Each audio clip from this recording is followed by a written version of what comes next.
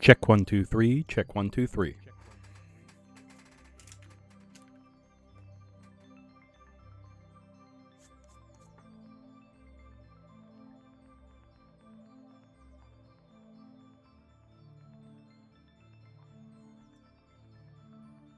Check 1 2 3. Check 1 2 3. Alrighty, hello, ladies and gentlemen, and all those in between. Welcome back to Spartan 923 Gaming. I am your host, Spartan 923, aka Firehawk 5150, aka Lucas, and we are back on the build table with the winner of our. I just want to make sure I'm confirming this right because things could have changed last night.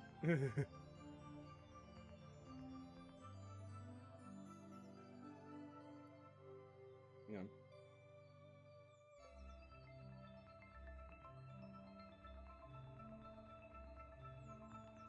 Yep, 100%. It was the Raven Raptor. So we are going to be building the Raven Raptor today, a specialized variant of the Rev Raptor with a melee pile bunker.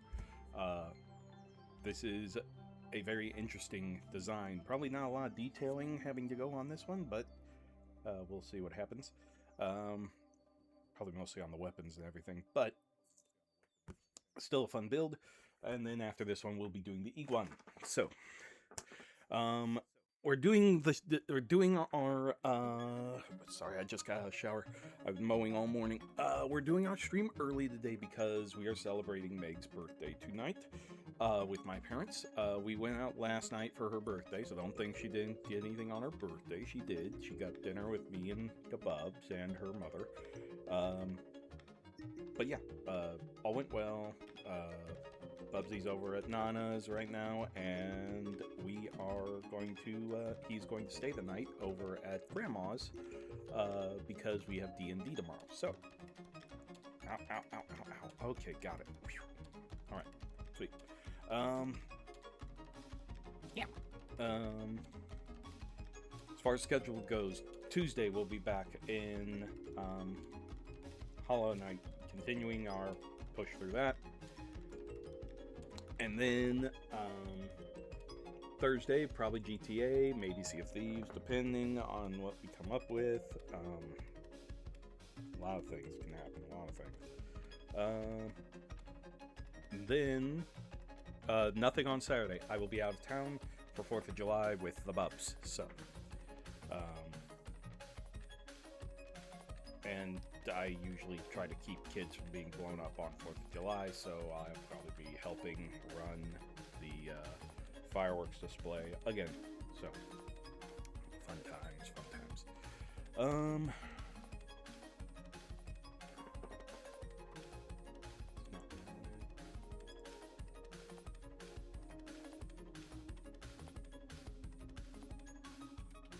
Iron Dibble.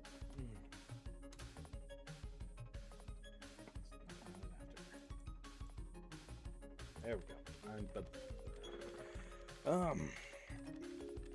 Oh, and just to shout out to someone that I chat with once in a while, Archie, who helps us out, or Lord Phobos, I believe, has a new VTuber model. So go check them out when they're on. Pretty entertaining, pretty nice guy, very knowledgeable of his hobby, this hobby. So, yeah. With that, I really don't have much else to say. Oh, yeah. We're at 163 followers. That's 7 away from our 170 follower goal. I'd like to hit that, so please feel free to hit that and help us out. For sure. And don't forget to like, follow, subscribe, ring the bell over our YouTube, Spartan923 at YouTube.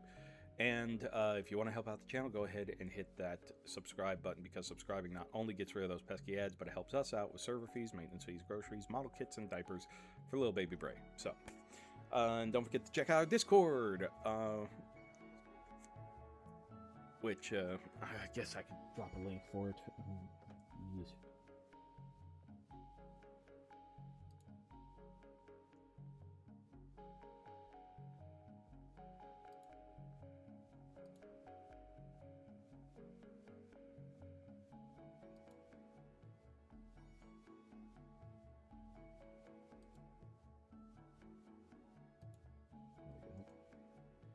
and to paste. There we go. Feel free to check that out. Feel free to come ask us questions, yada yada yada, all that cool stuff.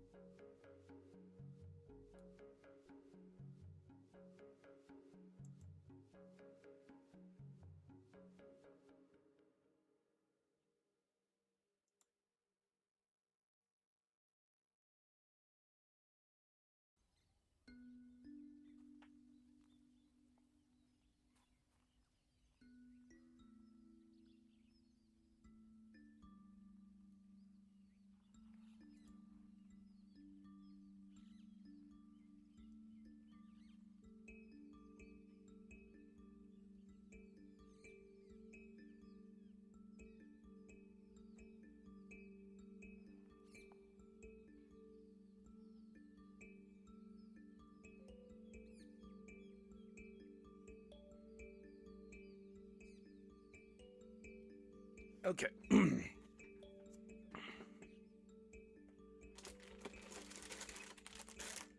All right, so let's get this swapped over here.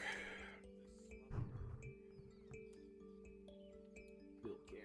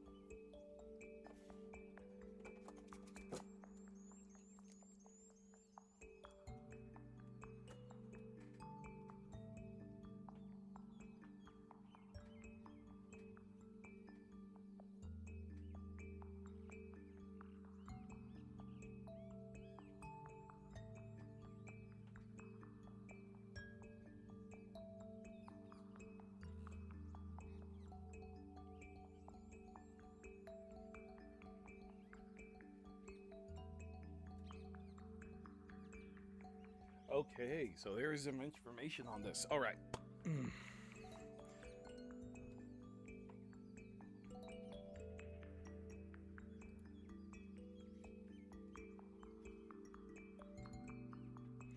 All right, let me get set here.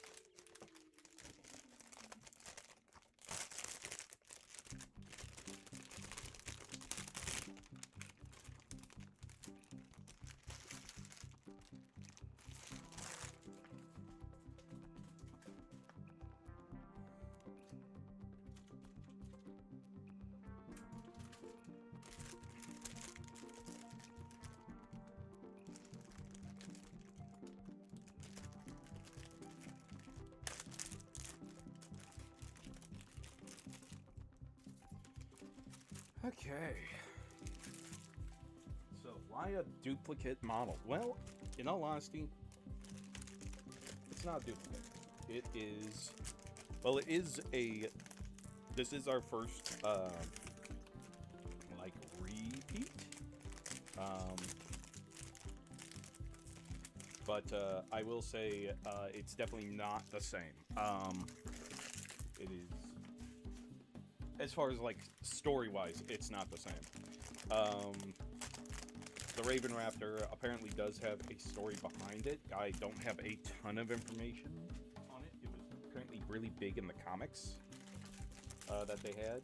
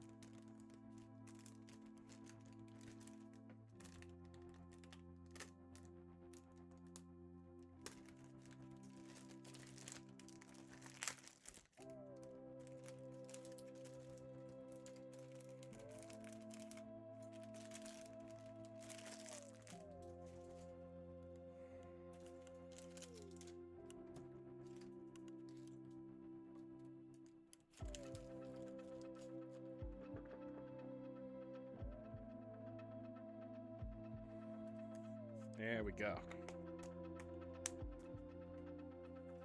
All right.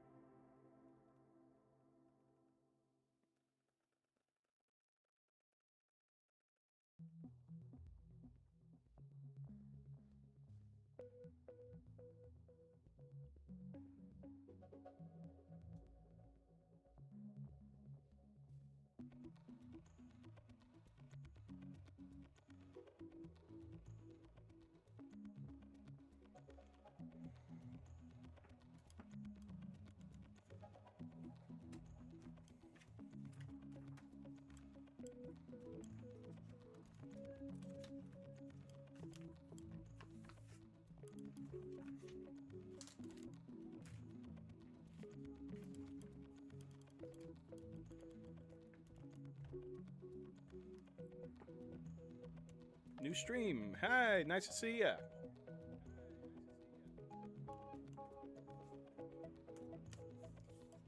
See ya. Hang on.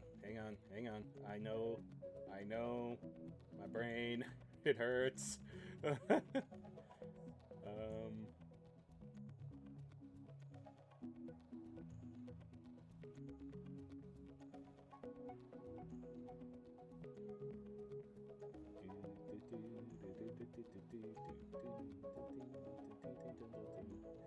Chloe! Sorry. I've... I know. I know that... I think that's Chloe, but I need to make sure. Oh, yeah, always lovely seeing you.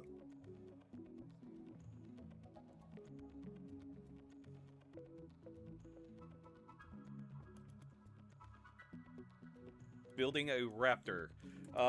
A raven raptor, so to speak. Let's see, just trying to adjust my angle here.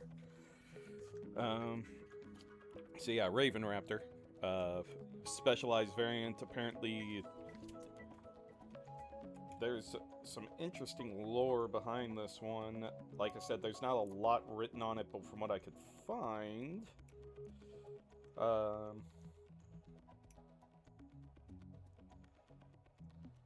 we go.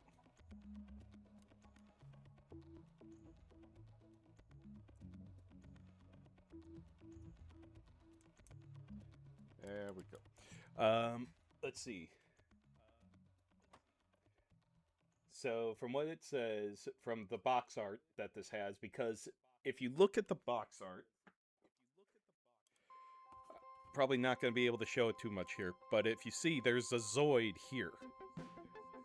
This Zoid is something you don't really see a Rev Raptor going up against. This is a Strom.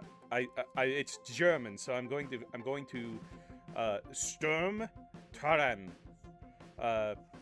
I can only do German by yelling. Sturm Taran.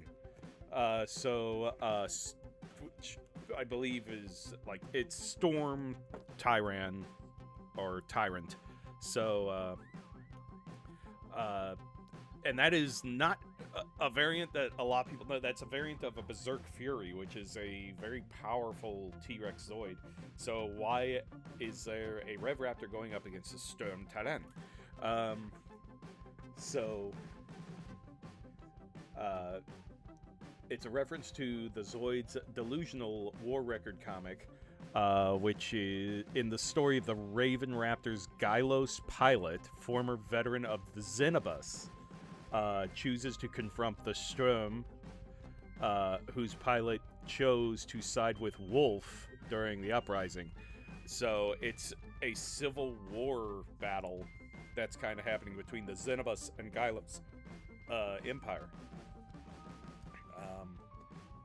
So yeah, it's pretty interesting.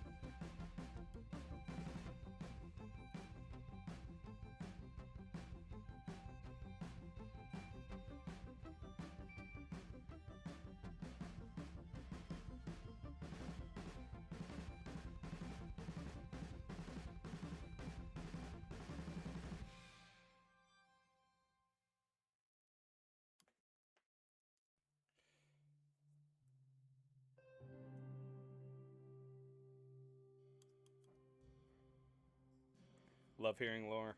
Yeah. There's really not a lot with the Raven Raptor. This is it's a Rev Raptor equipped the Dark Past. Here we go. Um, a Rev Raptor with a pile bunker unit. The Black Knight of Zoids has joined the HMM lineup with an all new look. So this Raven Raptor is a defected, well, is a former veteran that decided to go up against two people that went against the former empire, and I doubt this Raven Raptor survived.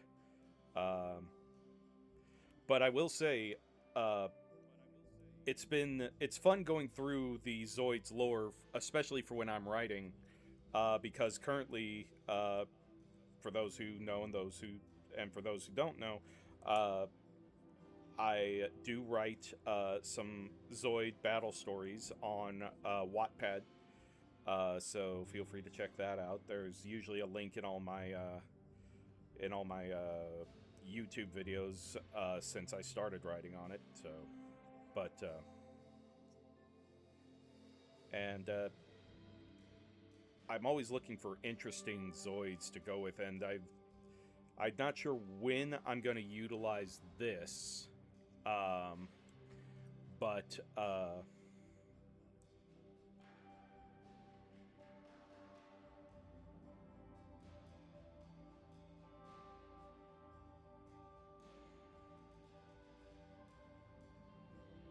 so I've been pondering. The thing is that some people are like, is there going to be like a standard bad guy? Is there going to be? I don't know yet. And I don't really want to do villain of the week either. I'd like to have an antagonist, but I haven't figured it out because I'm worried about falling into like stereotype matchups, which it always seems to fall into a Liger taking on a dinosaur type Zoid.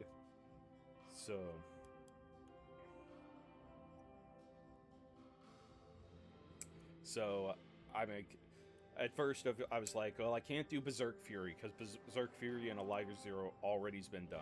What else could I do? And then I was like, oh, what about the Sturm Terran? And I talked to Archie on it, and uh, he's like, that's. I mean, the Strom's a good villain type one, but it's also it kind of seems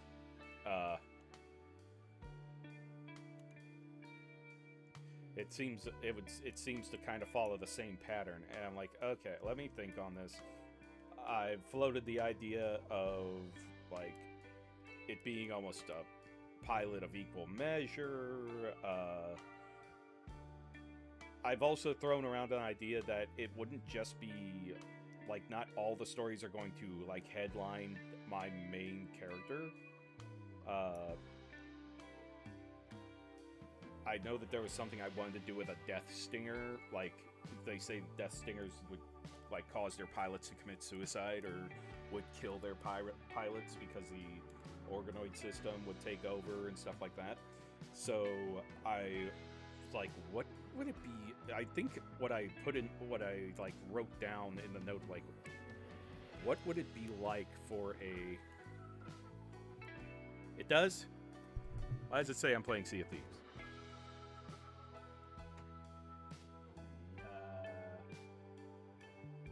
Oh, whoops. There we go.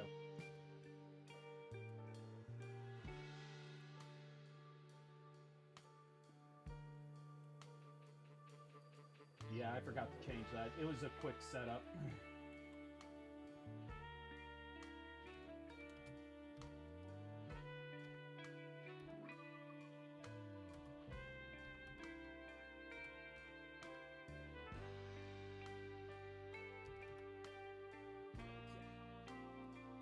All right. I doubt they'll change anything at the moment, but I fixed it. But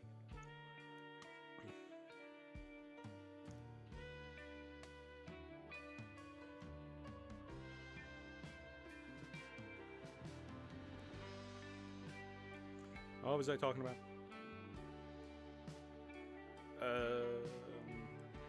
What was that? What was I talking about? Oh yeah, Death Stinger. So Death Stingers are notorious for causing their pilots to go mad or killing their pilots. So I was thinking, like, what would that be like? How would that work? So I'm kind of considering like writing like the POV of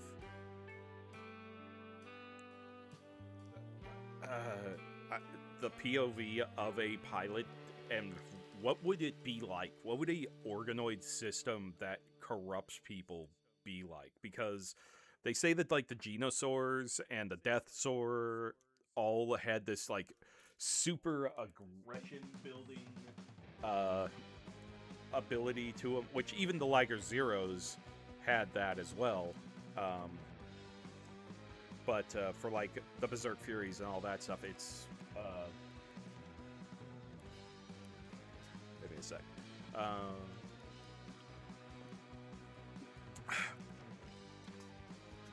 There we go.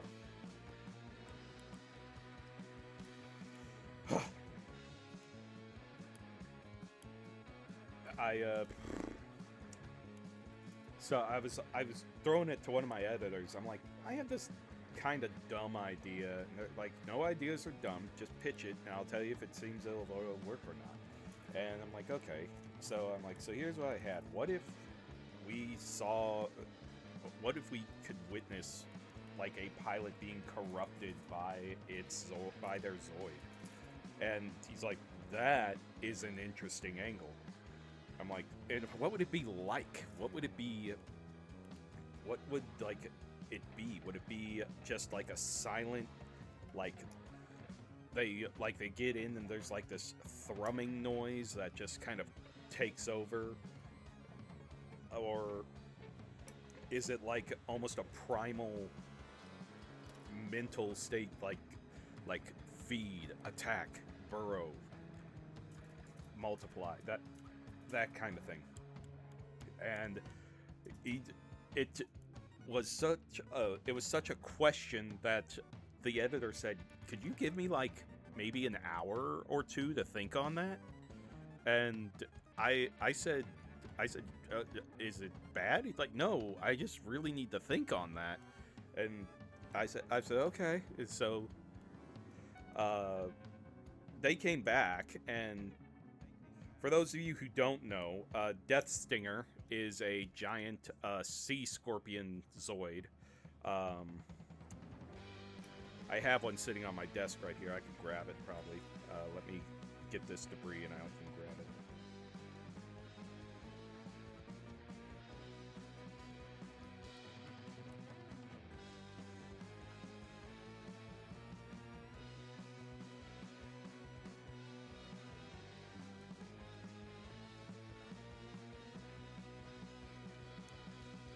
All right.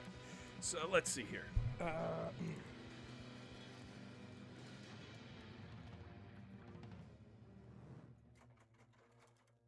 Come here, you. There we go. So, for those of you who don't know what a death stinger is, this is a death stinger. I actually got this one because the color was so different from the death stinger I had when I was younger. Mine was the standard, like, blue and red one. But when I saw this, like, violet purple, this, like, magenta purple scheme, and the other option was a magenta white scheme, I immediately went for this one because it was so different. So yeah. But imagine something like this just creeping at the back of your brain, just like saying attack, attack, burrow, seek, find, all that kind of, just a primal voice in your head constantly telling you and overwhelming your senses all the time. So yeah, it's it kind of gave me chills after I explained it and spoke about it. It still gives me chills when I talk about it. So that's a possibility of another, like, story. Because, I mean, the series isn't about... I mean, it is based... I based the series around one character, but it is the stories of the late war is the full title of it. It's, Zoids Stories of the Late War. And so anything could be there. I mean, there was one story I thought of that I'm not sure if I'm still gonna do because it just seemed like it seemed a bit ridiculous in my opinion, but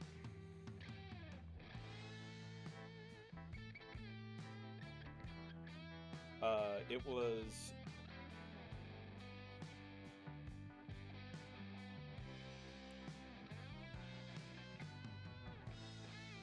So I did a Geysack a while back, and I found out the Geysacks are actually a Republic Zoid. So there's also another variant that's like former Republic version, and which is one that like defected to the Empire. And I'm like, okay, well, what if there was like a Civil War scenario where it was brother against brother fighting, and it was both these Geysacks, or maybe they were just mercenaries or something like that, that were fighting each other or something. It was so, but then as you can see, I have the concept, but it doesn't really stick or bite. So I can't really, for some reason, it doesn't hook me like some of the other stuff I do. So, but I know that I'm really excited about the new one, which I can talk about the title. It's called Zero to Zero.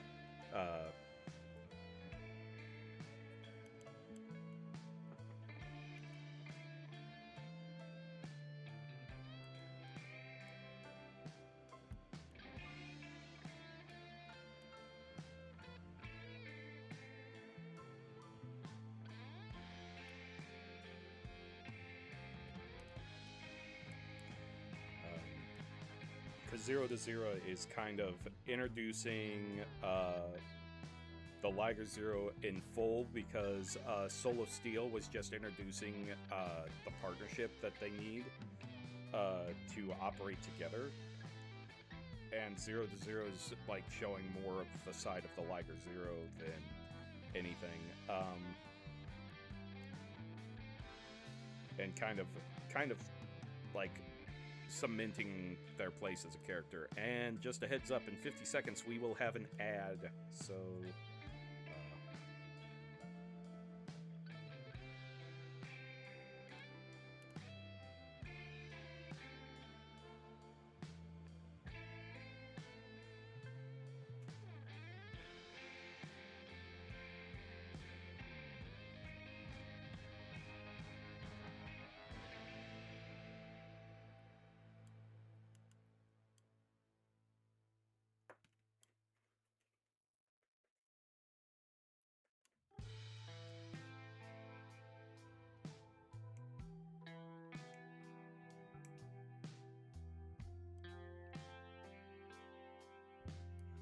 yeah, I know.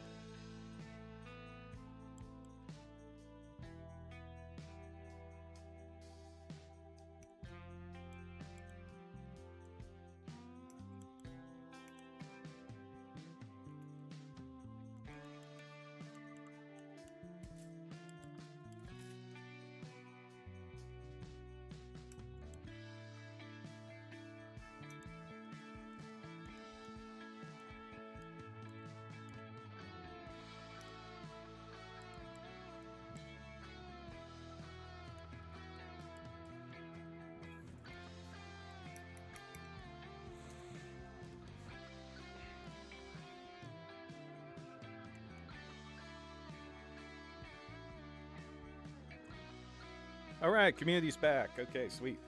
And uh, but we're also going to be kind of integrating the CAS system, the changing armor system. I'm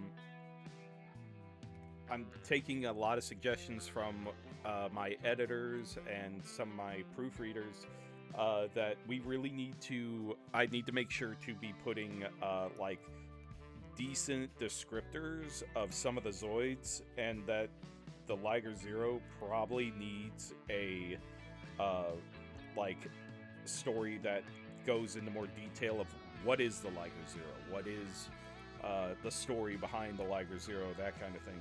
And I'm like, I could do a whole breakdown of the Liger Zero, try to summarize a bit, but I just don't want to make it into a boat list. For those of you who don't know what a boat list is, if you ever read the Odyssey, no, not the Odyssey. Is it the Odyssey? No. It's the Trojan. It's the Trojan War. The Iliad. Yeah, if you read the Iliad, those have boat list. It's just listing of, oh, here's what's on the ship. Here's what people are on the ship. Here's what this is. It's just agada. It's horrible.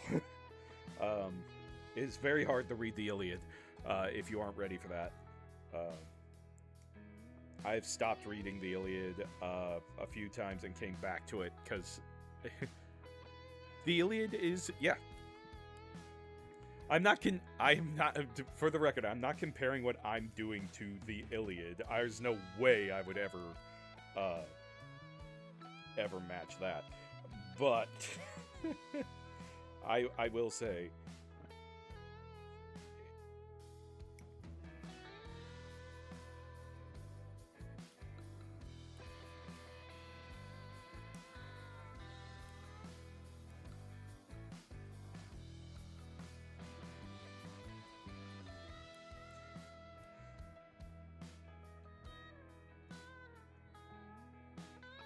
but no, it's but I've been getting a lot of positive feedback on the stories. I went back and I did some edits to Girl in the Gojulus because I never like said what the Gojulus was, like what type of Zoid it was. So I went back, I like put Tyrannosaurus like Gojulus, and I added like a few things to like add weight to it, like it lumbered, it did the stuff like that. And then I forgot that there are some Zoids that do not describe themselves. Like you have Rev Raptor, Command Wolf, Ligers could kind of do it, but Saber Tiger, those all you could probably be like, oh, it must be like a tiger, or Cannon Tortoise.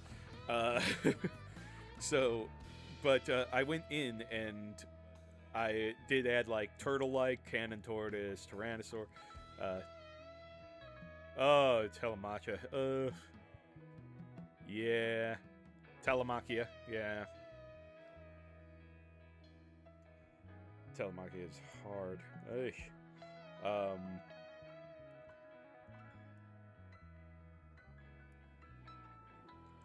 Which the Odyssey, I am so glad that someone made Epic the musical, because I was like, I'm like,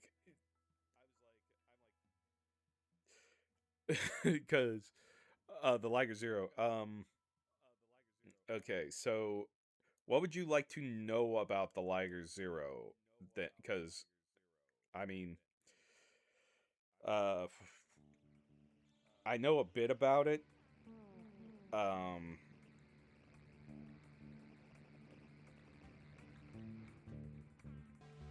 mean, I know a bit about it. It is.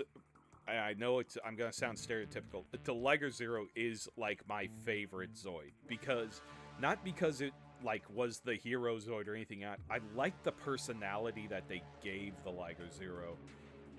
Or there were two Liger Zeros. There was the Fuser's Liger Zero, and then there was Bit Cloud's Liger Zero. And I love Bit Cloud's Liger Zero because it had personality.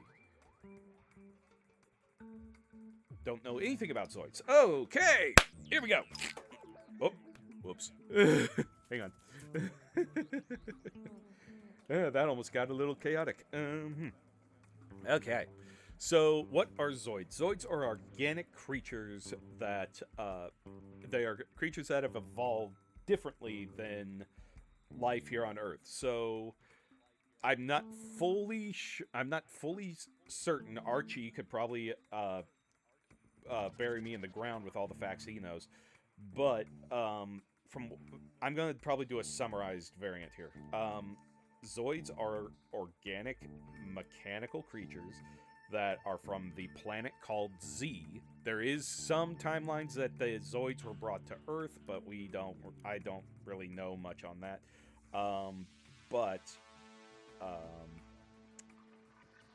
I was told that the way that evolution worked on Z was that the planet was a lot more like heavy, like element-wise, there were a lot more heavy metals, and life evolved around that to become more biomechanical, and the animals became biomechanical life forms instead of organical, like 100% organical life forms. So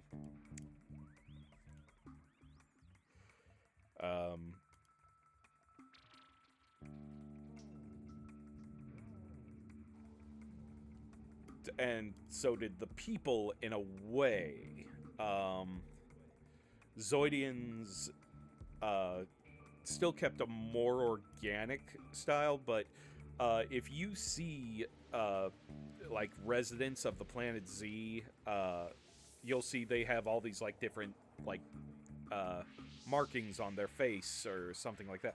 Those aren't paint. Those are naturally occurring things that when you are born or live on Z for a while, you get those. It's something to do with the planet itself. That it's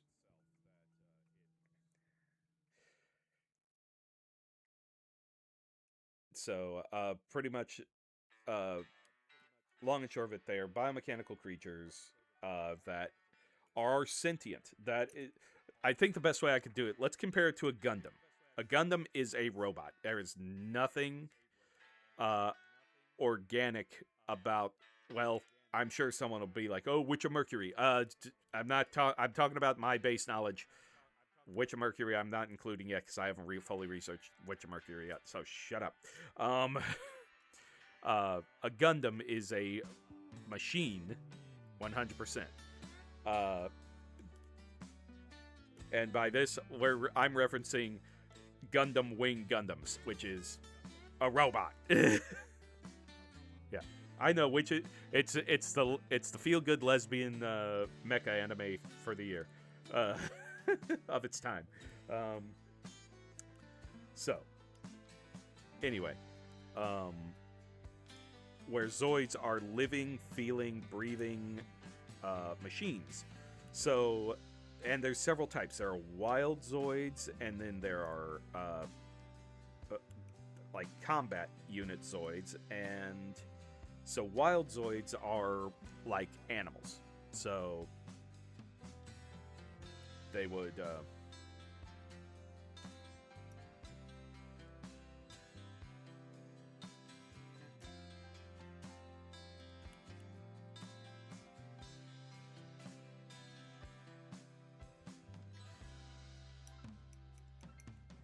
there we go. Zoids have pilots. Yes. So that's the thing. So over time, people would let me see. Let me see. Hang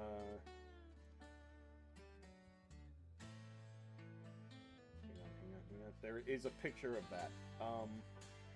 So that's where we get into combat units and wild units.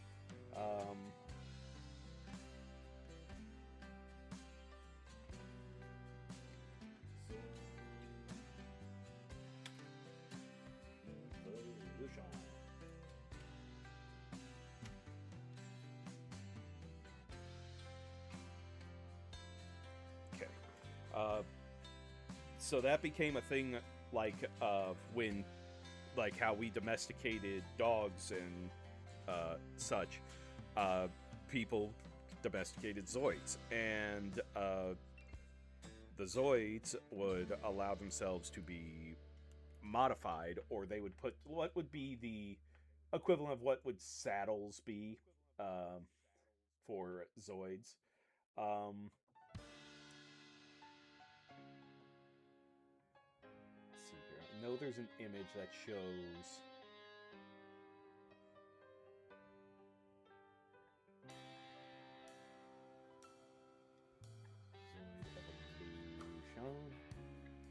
Ah, here we go. Uh-huh.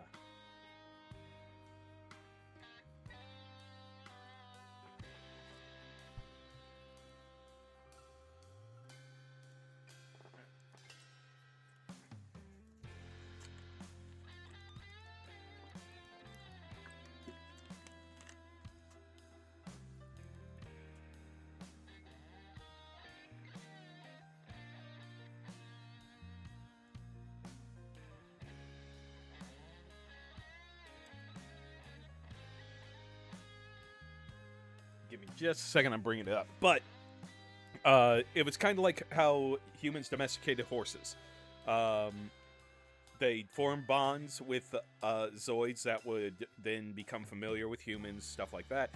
They would build saddles, ride them into battle, that kind of stuff. But then there was the here we go. So, as you can see, earlier they were like regular animals here and mounts. Then they started developing combat units.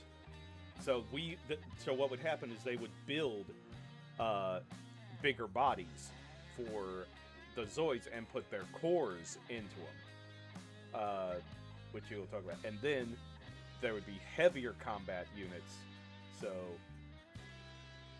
such like that.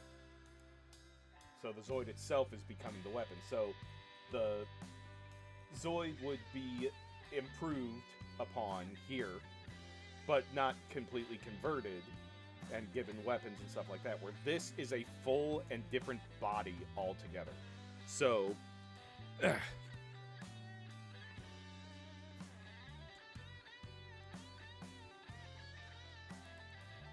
so what they do is with the Zoid itself, which kind of contemplated how did they do this and how is this even safe, they would take this core and take it from the living body of the Zoid and integrate it into the combat unit, therefore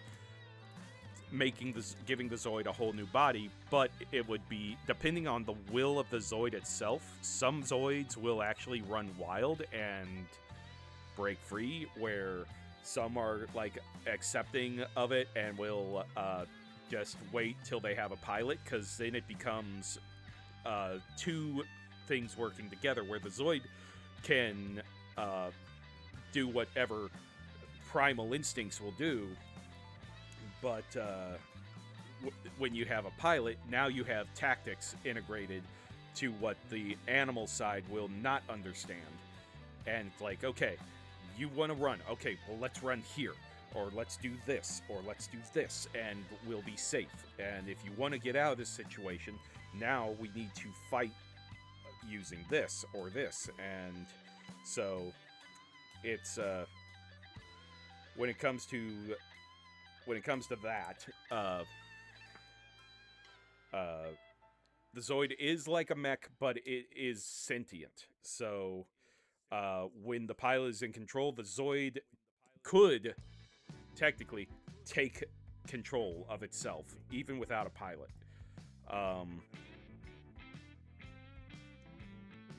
They do talk about like Zoids needing fuel, which they do have stuff like that, but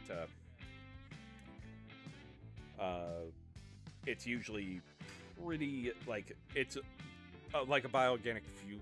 Horizon Dawn. Yes, that's it. There you go. Horizon Zero Dawn. That is a good example right there.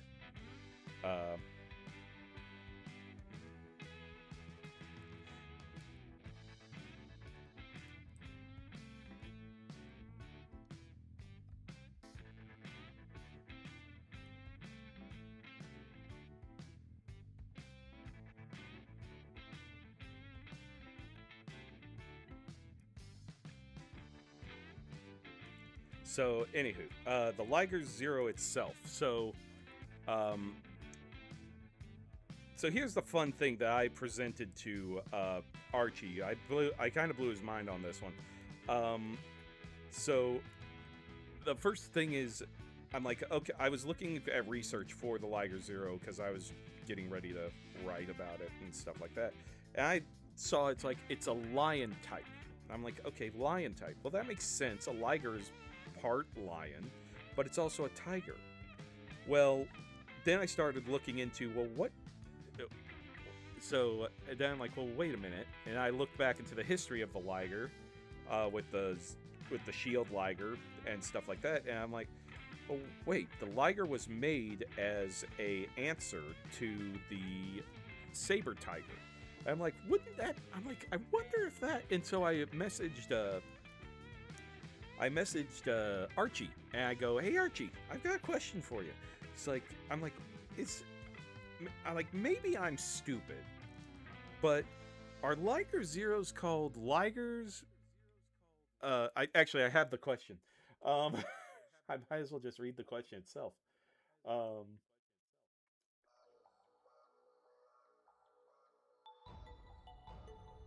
right. So I feel a bit dumb. Here's the question. I feel a bit dumb. I'm realizing this. But Ligers are lion-type Zoids developed off of the saber tiger. I'm summarizing, Archie. Let me finish. Ligers are a hybrid of lions and tigers. Does that mean they're called Ligers because of the saber being part of their development? And his answer, that's likely where the Liger name came from. Yeah, that or Tomei, the company that makes the toys, at the time thought the name liked the name Liger, but didn't exactly know what it meant, and it became a running theme. So, so I'm like, it's most likely the reality, but mine's pretty good cover. It's a pretty good cover story, and since the Shield Liger was the first Liger using a Lion Wild Zoid. So they used a Lion Wild Zoid, but they developed it off of a Saber Tiger combat unit with stolen tech based off of a Saber Tiger. There go Liger. So, yeah. Now, the interesting thing about the Liger Zero is that it is not an evolutionary form. So Zoids can evolve when faced with things where they need more power or are in a situation that requires them to need to improve themselves. Ergo, how a Shield Liger turns into a Blade Liger. That I'm not sure if that's truly a thing that was in the manga or not. That the Zoid core integrated with an organoid ended up becoming the Liger itself, the newer Blade Liger itself. But the Liger Zero was not an evolutionary form. A lot of people are like, oh, it must have gone Shield Liger to Blade Liger to Liger Zero. No. The Liger Zero was, there was a Liger Wild Zoid that ended up being caught, and they ended up developing a combat chassis. So this would be the combat chassis of a Liger Zero. This one being without the armor that this is Zira, but she is currently, as they call, naked. So this is a naked Liger. But this is the combat body that they developed that the Empire, that's a big word there, developed, and ended up utilizing, and then it got stolen by the Helic Republic, and they ended up mass producing Liger Zeros off of it. So anyone who thinks that a Liger Zero and a Shield Liger are like are part of a family line, they are not. Liger Zeros were developed differently than Shield and Blade Ligers. So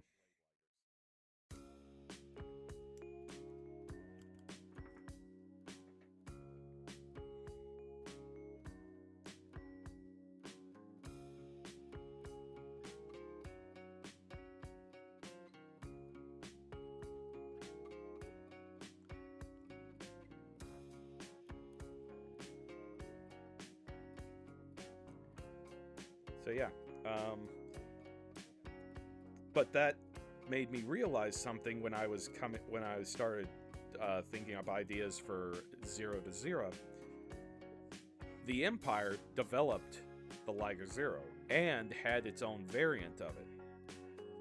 So one of the options I had for Zero to Zero is, what if they went up against the Imperial equivalent of a Liger Zero? Which is a Liger Zero Imperium, as I call them. But it is different color. It is got a brown underbody with gold where the white is on this one. And is red. The armor is Xenobus or Gylos Red.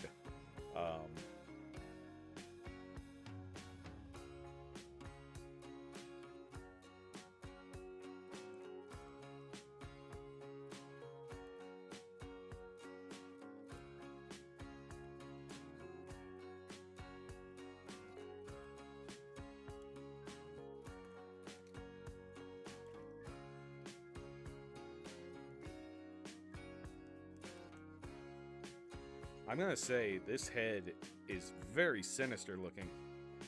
I mean, it definitely, though the red of the Rev Raptor is very eye-popping. This lightly more silvered, this more silvered dome for the cockpit really stands out. So.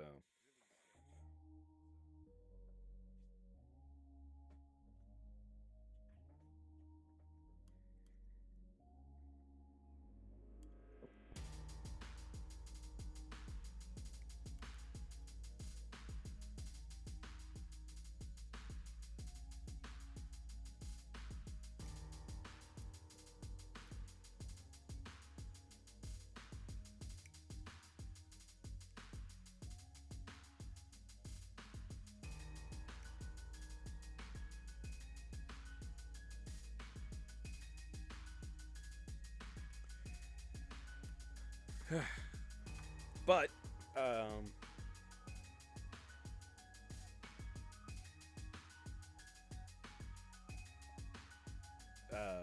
yeah, so. So the Zoid core, so back onto Zoid cores and stuff like that. The Zoid core is like the living source. It is a power plant of the Zoid, and uh, makes it so that the Zoid isn't is just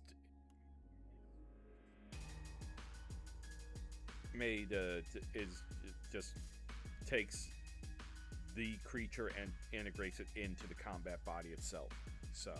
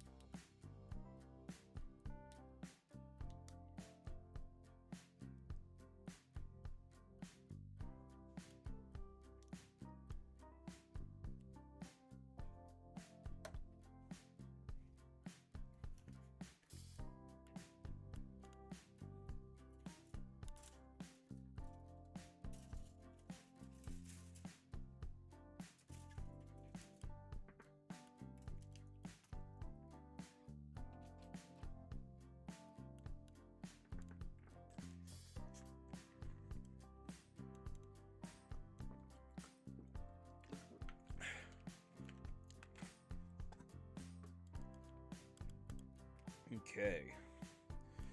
So, I think that's all I could really, unless I'm completely missing something, or I've completely bored the audience. Not sure. I mean, if there's any more questions, feel free to ask. I'll try to explain as best I could. I'm not Archie, though.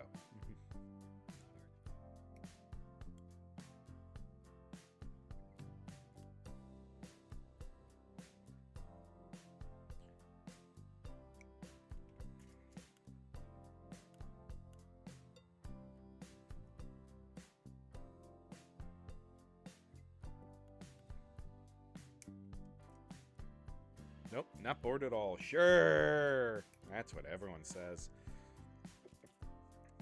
So, Rev Raptors surprisingly do have a type of organoid system in them, but it's not as they're like two different types. There's like a full organoid system and then like a partial organoid system. So, and what is an organoid system? An organoid system is a combat system that is integrated into the Zoid to increase its aggression, its combat ability, its speed. It is like, for my Gundam fans out there, it's like the Zero system. Um, so yeah, and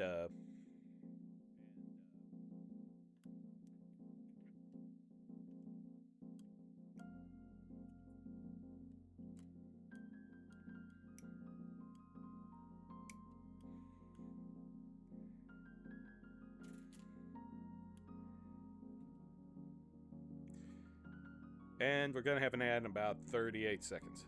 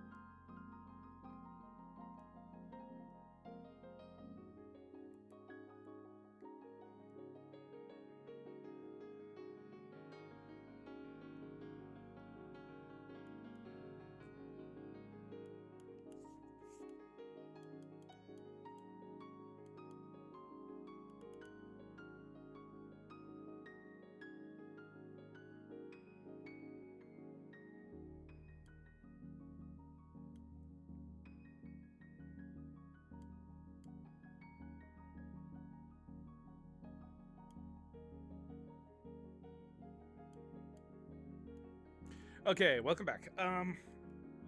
So Rev Raptors and one of my other favorite gun snipers all have an integrated organoid system that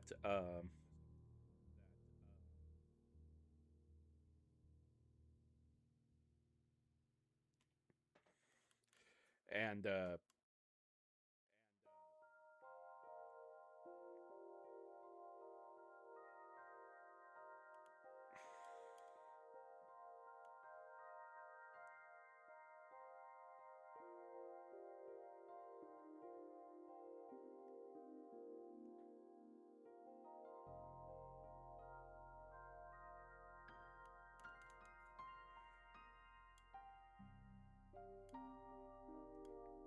so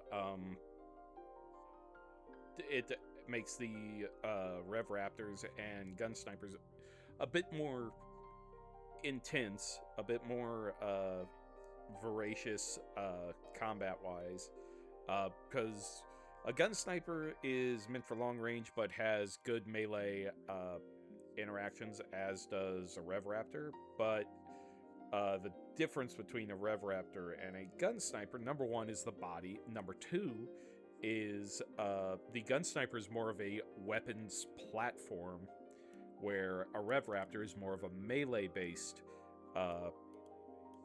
type. So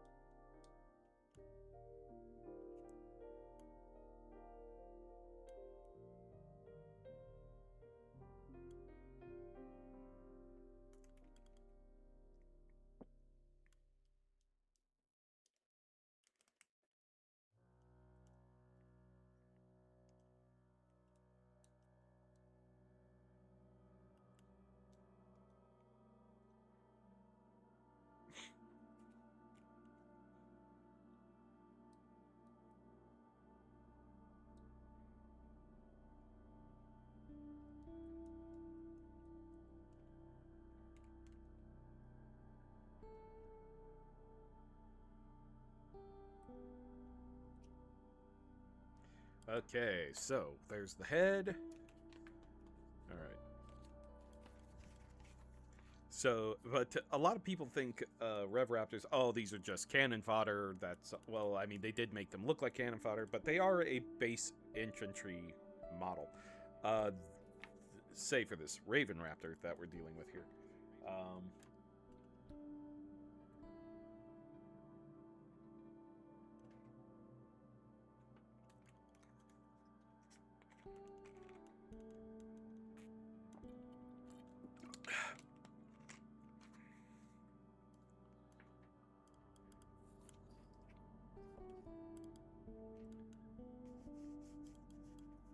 All right. So, let's see here.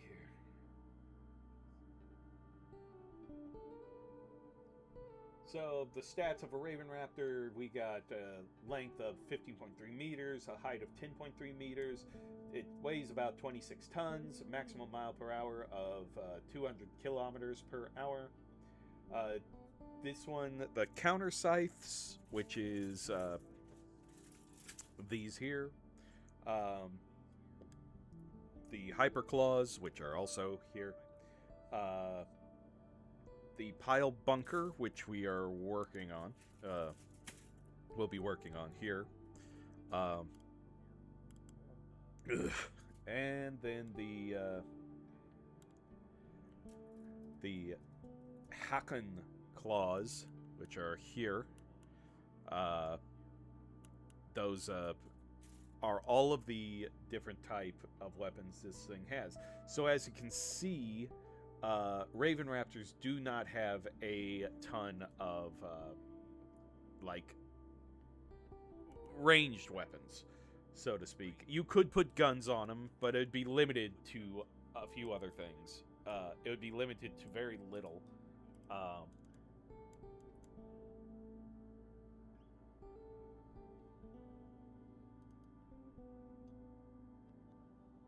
Sorry, my foot's being weird. There we go. All right, so yeah. And the thing is that as far as like the models go, you could buy this pile bunker on its own and make a pile bunker, make a Rev Raptor PB or pile bunker. I guess I should probably explain what a pile bunker is. It's pretty much the equivalent of what a pile driver is, except a pile bunker is a sharpened rod, and it just right in things. If anyone here has ever played the game, what was that game? Chrome Hounds. Chrome Hounds was a good game that I used pile bunkers all the time, and they caused so much damage that they were. If you ever saw anyone with a pile bunker, you better hope that they only had one, because if they had like 3, those things could one-shot you and you'd be screwed.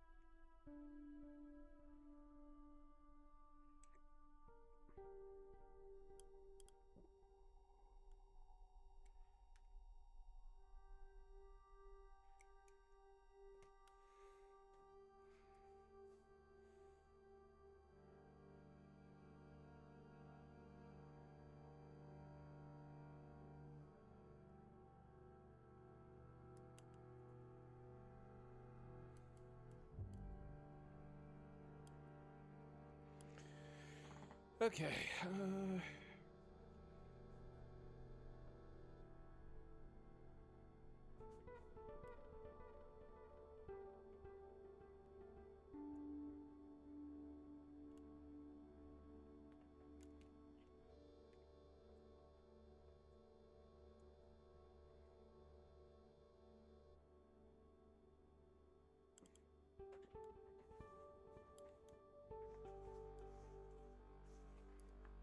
There we go.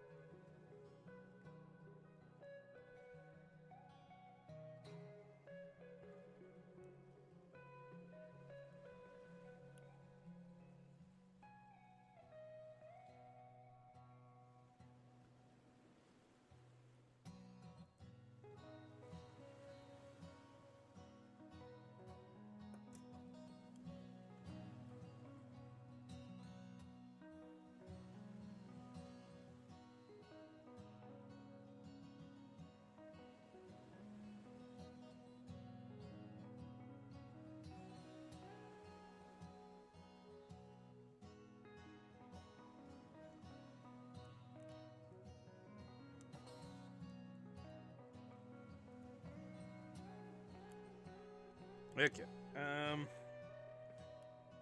But yeah, no. Rev Raptors are.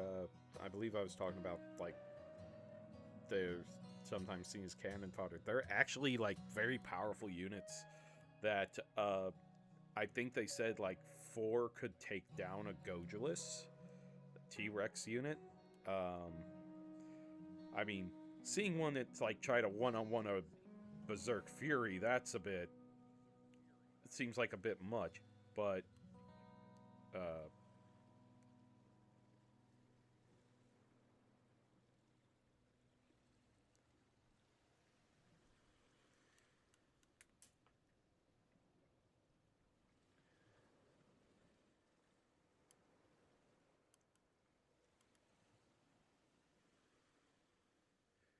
well, main infantry. So if we're gonna look at it, uh,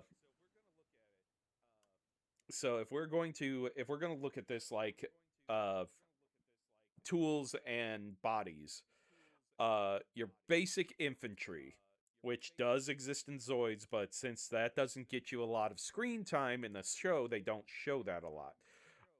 But there is like a main battle force that would be like people, but if you but a Rev Raptor would be like the bump up from uh would be the next level up. So if you weren't a specialized pilot, you would probably be assigned to a Rev Raptor. Um,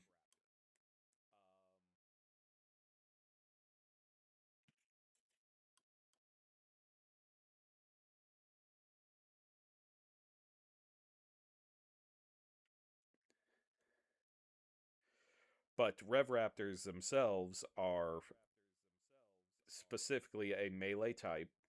Um,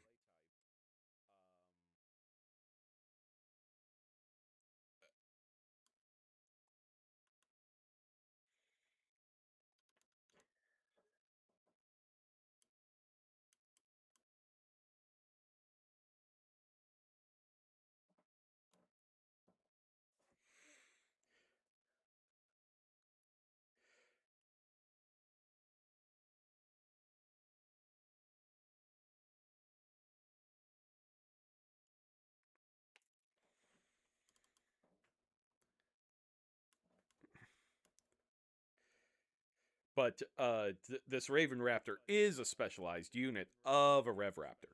So,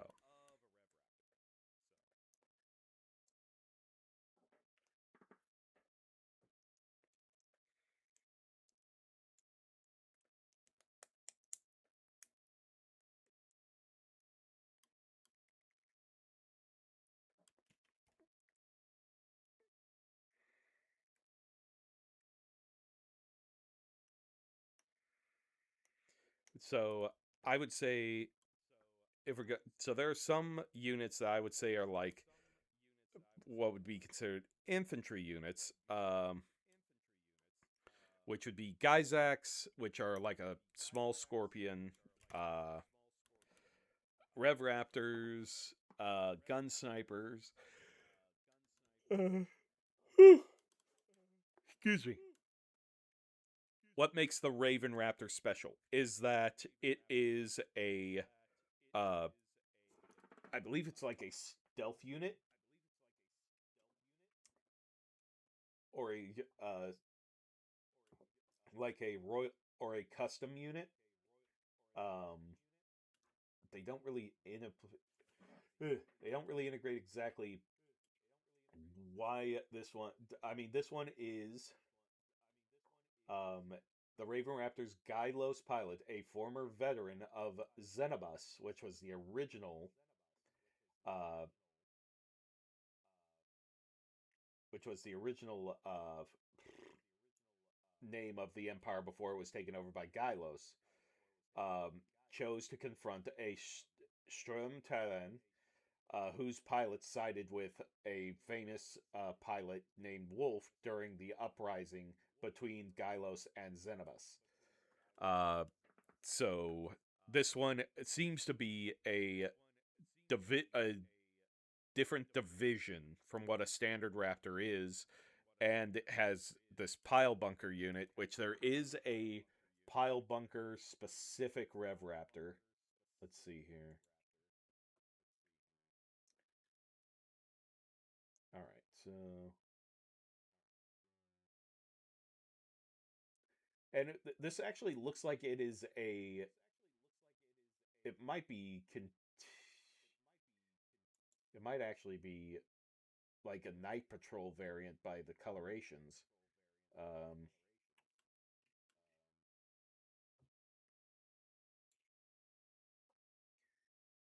Raptor PB. Here we go.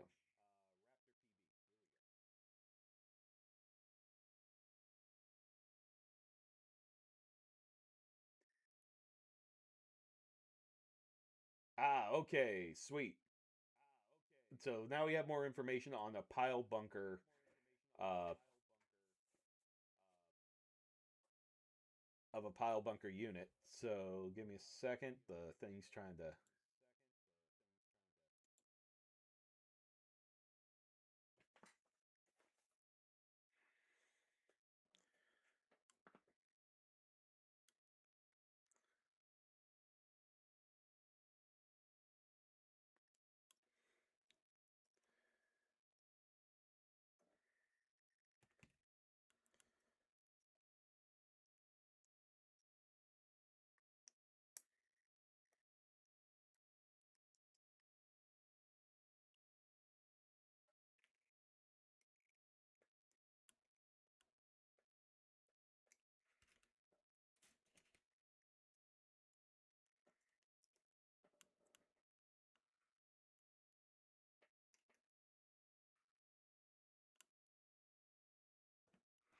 All right, so let's see here. Pile bunker.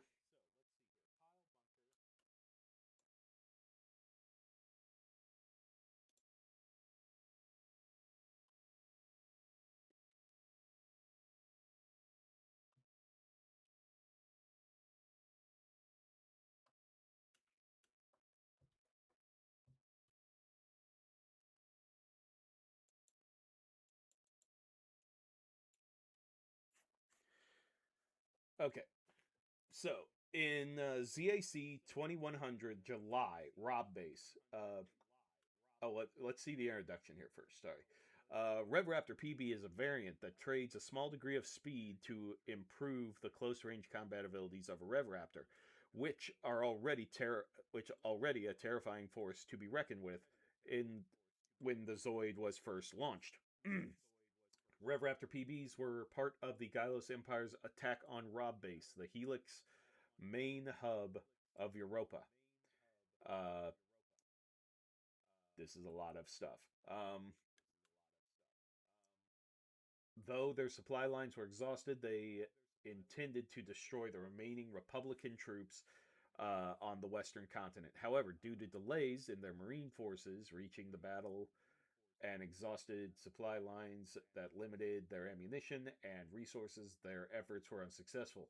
They were forced to retreat, beginning an aggressive pursuit by the Helic Republic. Okay. Um,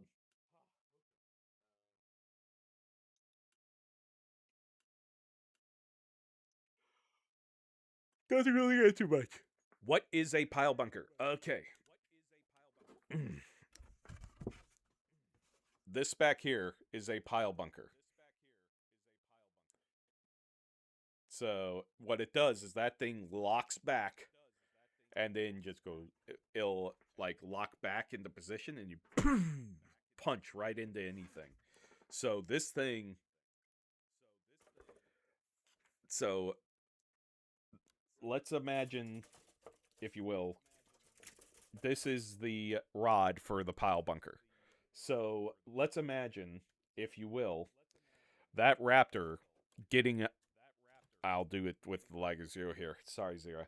So the Liger Zero's Zoid core is located right here, right in this underpart.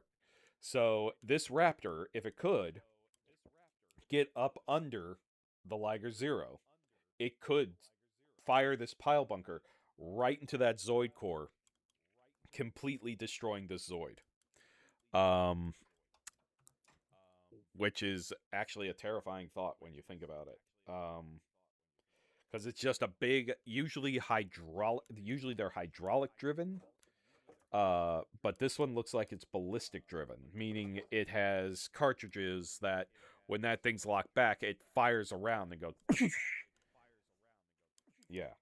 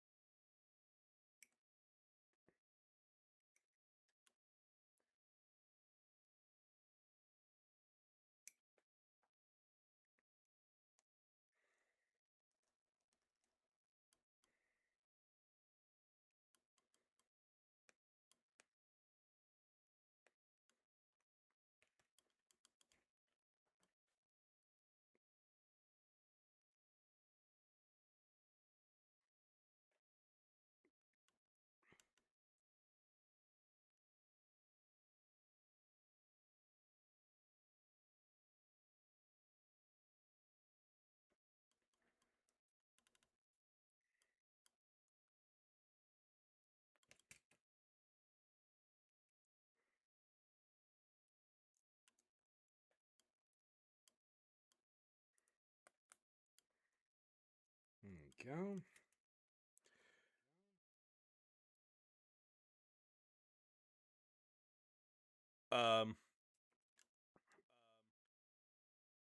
Gojulus? Are we talking about the Gojulus or the Strum? I'll make it simpler. Was it the one that starts with G or was it the one that starts with S? Or though the Strum might also be considered. The Strum is also like a variant of the Berserk Fury, so you could say that too.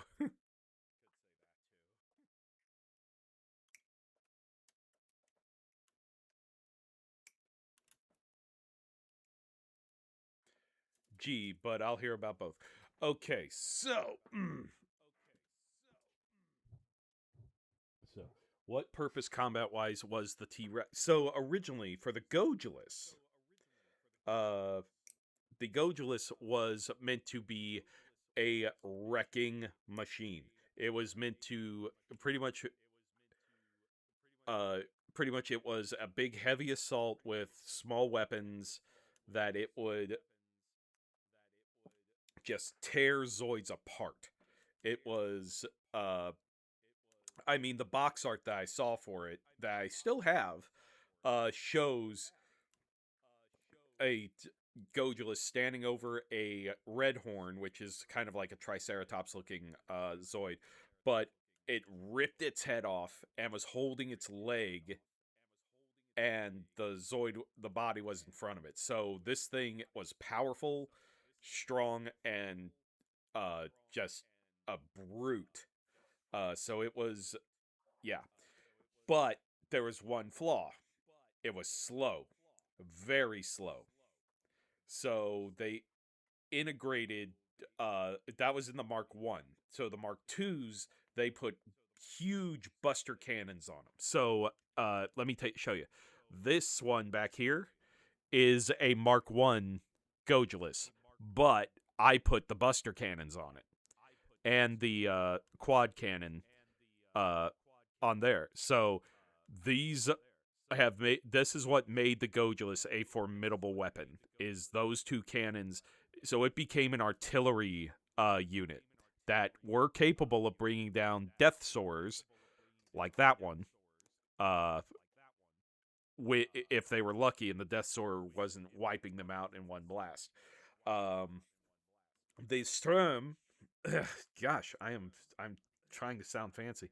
The Strom was a like like a heavy combat unit where let's see here. Music stopped. We've been sitting without music for about 10 minutes.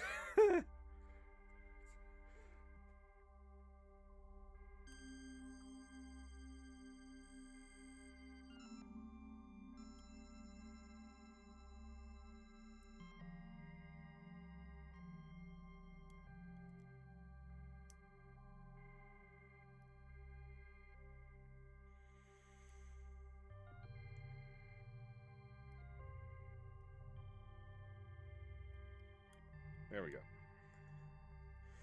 All right. So let's see. Oh, I still got.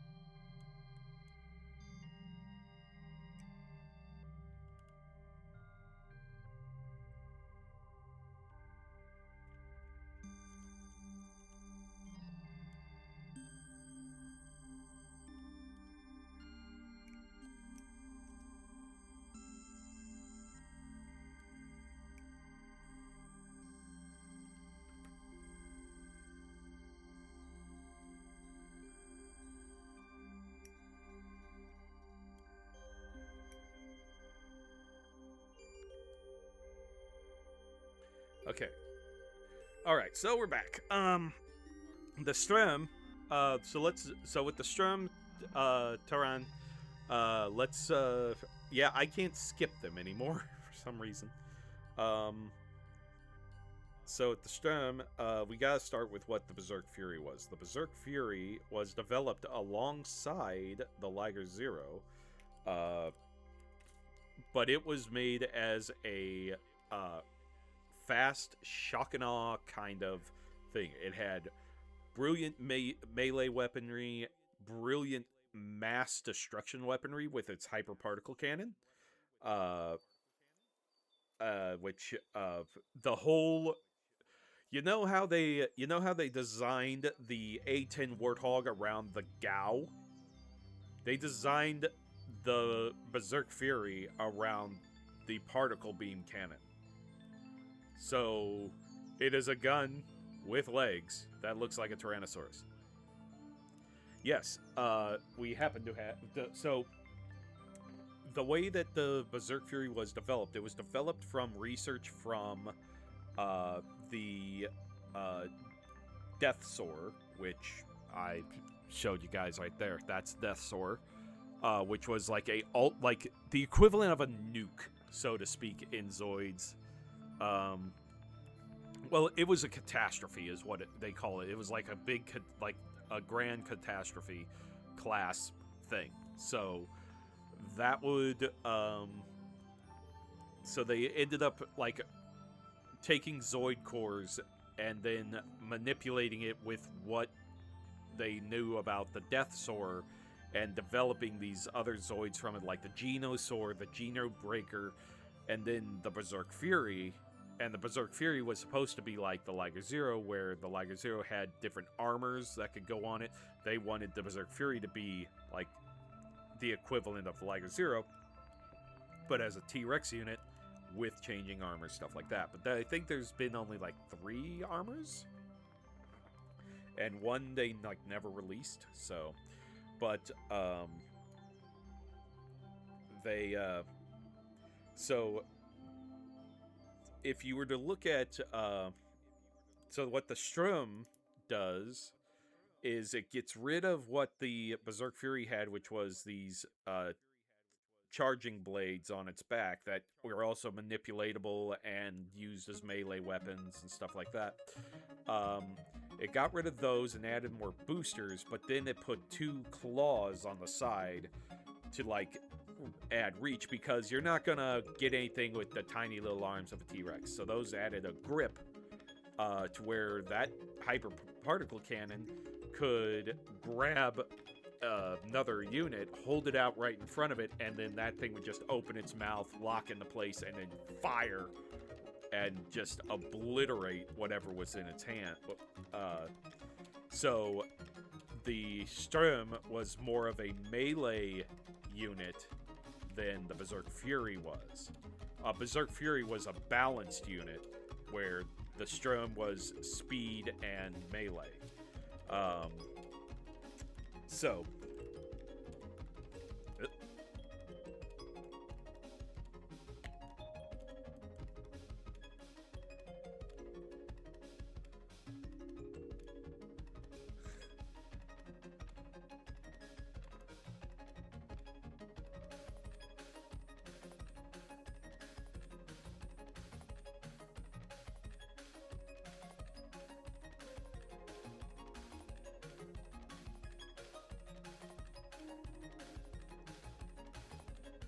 yeah, hyperparticle cannon is a devastating weapon, especially on the scale that the Death Soar had the big. I think the Death Soar had the biggest one. Also, the Death Stinger, the tail is a hyperparticle cannon. So, those are powerful enough to take. The one from the Death Stinger is powerful enough to take down a. Is powerful enough to take down a giant satellite.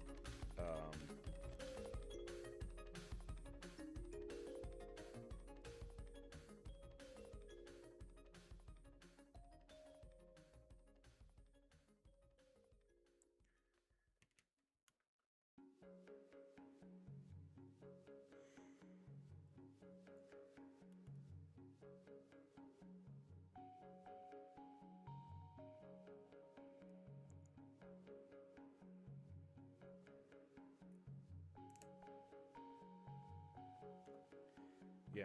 So, I mean, if you were to look up like the animation of a Berserk Fury using its hyperparticle cannon or a Genosaur, what it is the head will lock down into a straight level form, and then the tail locks into place, and vents open up on the tail, and it just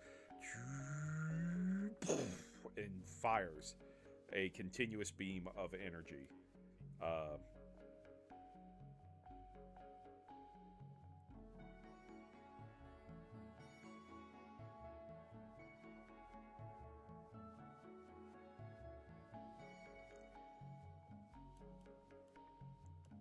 so you said things like different arcs of creature. Are they created? They are. No. Now, uh, the combat bodies. The combat bodies. So this, as I said, this is a combat body. This is not a true. This is not a bio. This is the original creature that this is based off of is a biomechanical life form, completely sentient.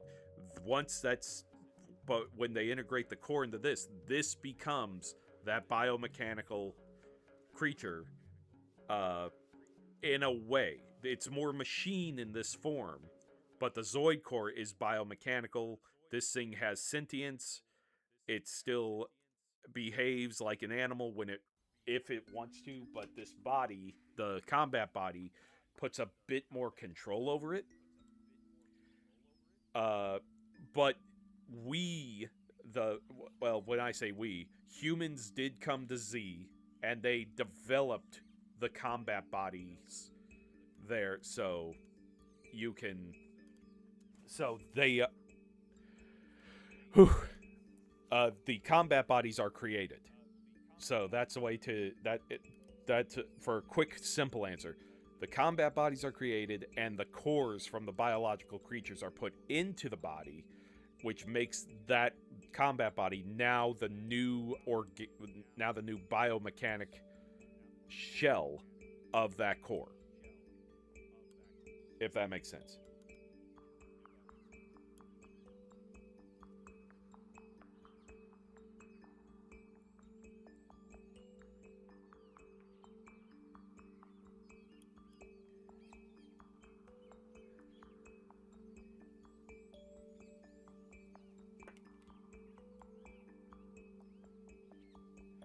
What makes up the Zoid core?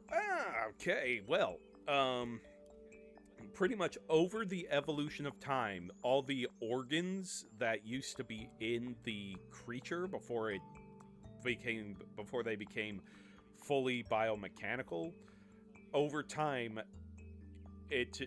the evolution took all of the organs and integrated them into one solid mass that then hardened and turned into a almost like a CPU processor or a small power plant that is inside the body itself.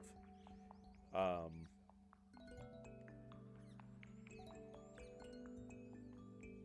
there's even like a picture of like a red horn that shows like how it evolved and how its organs ended up condensing into a core.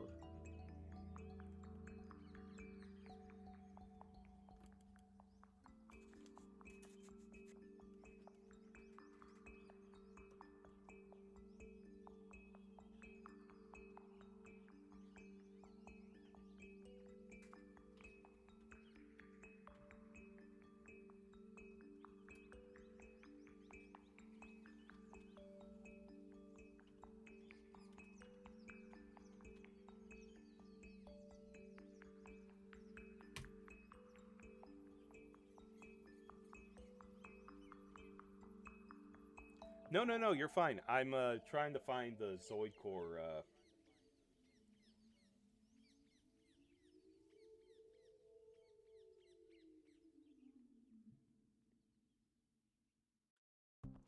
I like the questions. It lets me talk, and if I forget about music, it lets me. If I forget about the music, then I don't feel too bad because I was shooting my mouth off the whole time.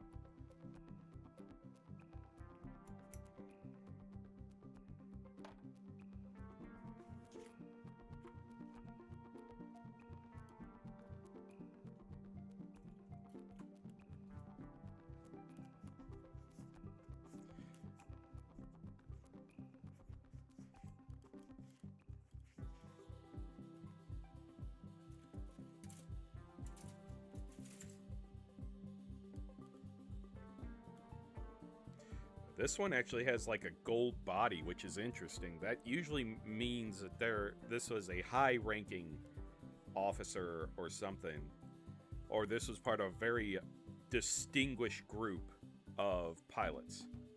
Yes, it does. I'm sure people are tired about me talking about being Pan and how my experiences of coming out as Pan have, well, to my family and all that have been going. So I'm sure it's a great change of pace for that. So...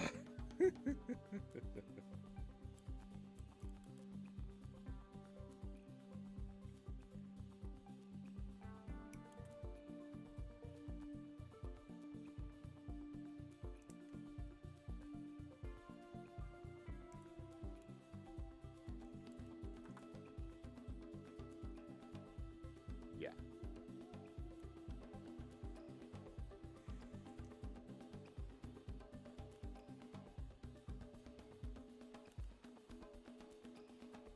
Oops.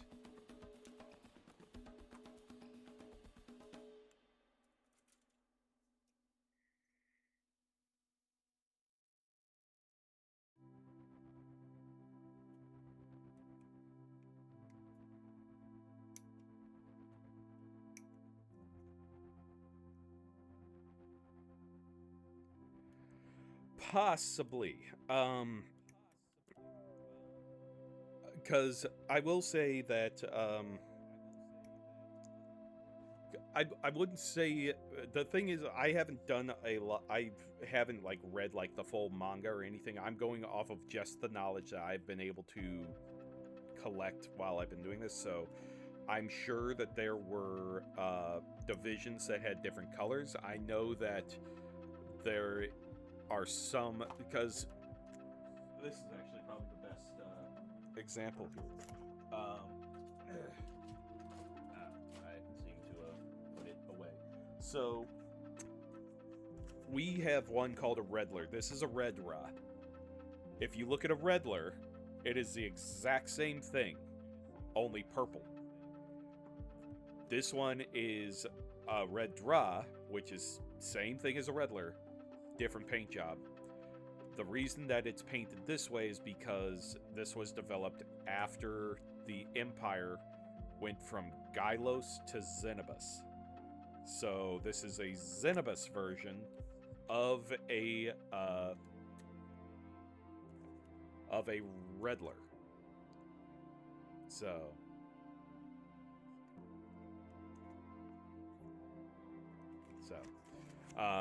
So that's one reason. And then there's red horns and dark horns. Red horns are the base model, and the dark horn is a like advanced version of a red horn developed by Xenobus, I believe. It was either Xenobus to Gylos or Gylos to Xenobus, but I believe it's whatever one came second is what the dark horn was part of, because it was called the Dark Army. So a lot of them were integrated and made of a different color. So that's probably why the Raven Raptor is its coloring, because it was as they said, it was probably repainted to match the Dark Army color scheme. So, all right, I think I found the picture. Oh, that's the Zoid core cycle. So.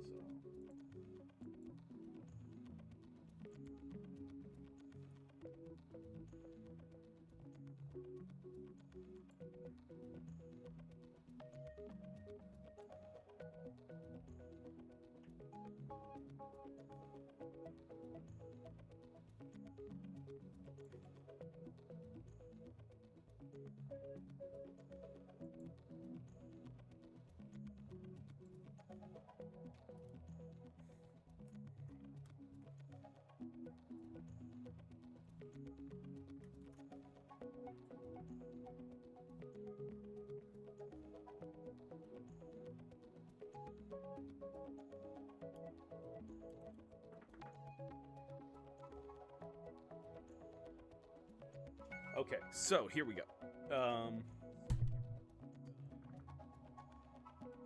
So as you can see, they started like this with all different organs. I know it's hazy as hell, but it started with regular organic organs, but then evolved into a standard core, which is looks like the equivalent of the brain and everything else, and all that. So.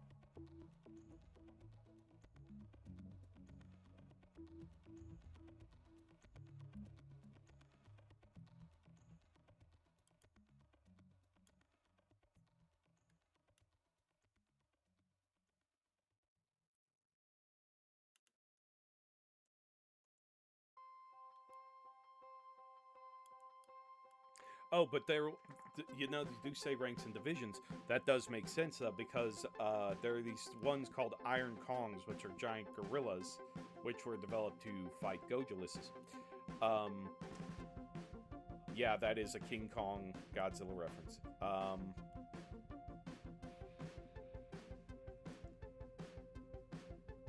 But the Iron Kongs had a standard model that was like gray and maroon, and then there was another model I think they called the Yeti, or the Iron Yeti, which was a white variant for snow.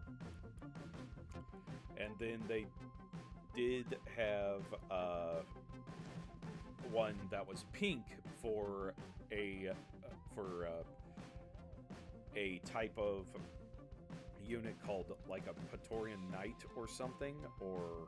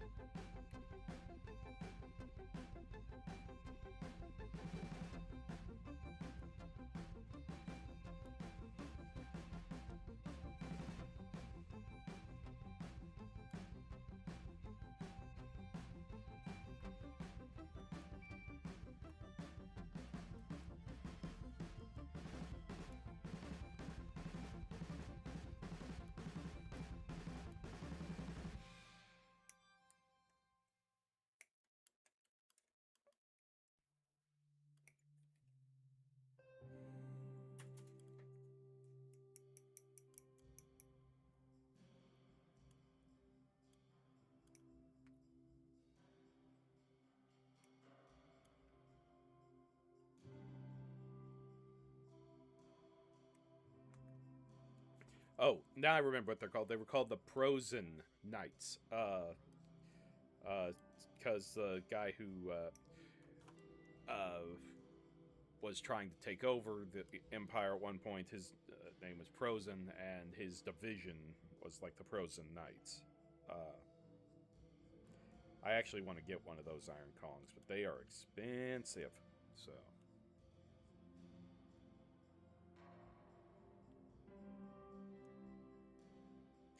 let's see. I've got 3 minutes here, and we're going to be taking our break.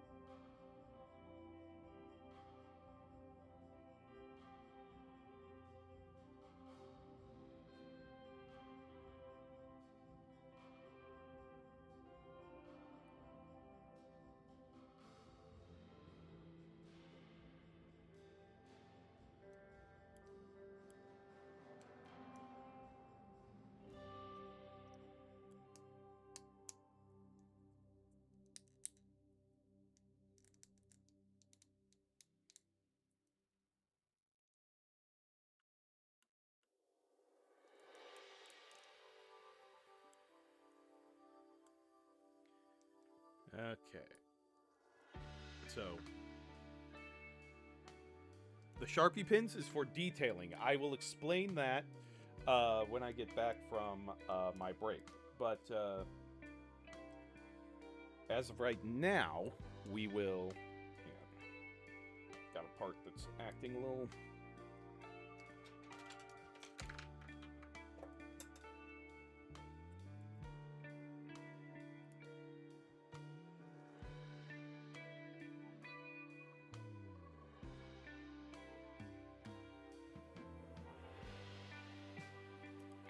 Gonna need, but we're gonna take our break.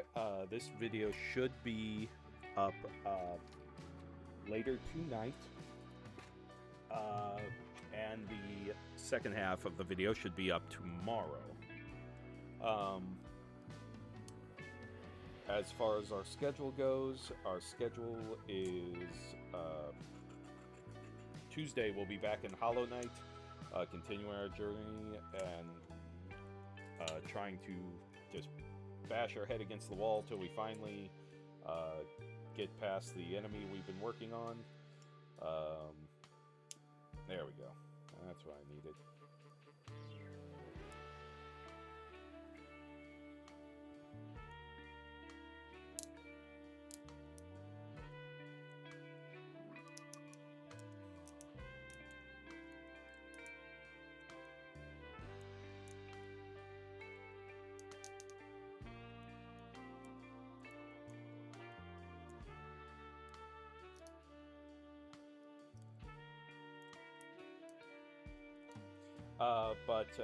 And then Thursday will probably be in GTA, and then there will not be a build stream next Saturday because I will be out of town in Kansas. So I'm going to visit my family in Kansas. There we go, fixed it.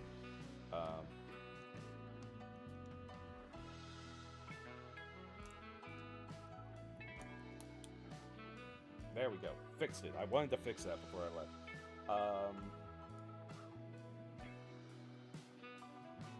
As of right now, we are at 163 followers. That's 7 away from our 170 follower goal.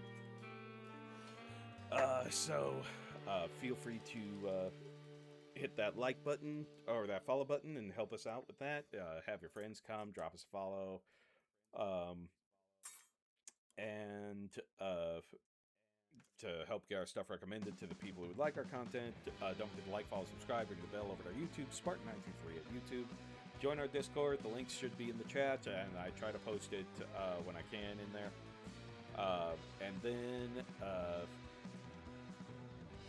don't forget to hit that subscribe button, because subscribing not only gets rid of those pesky ads, but it helps us out with server fees, maintenance fees, groceries, model kits, and diapers for little baby Bray. So, greatly appreciate that as well.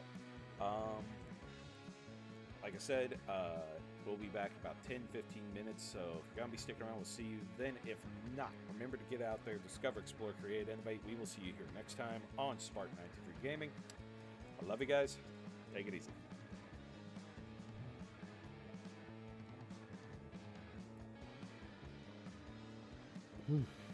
Okay, good start. Almost had a crisis there. Eesh.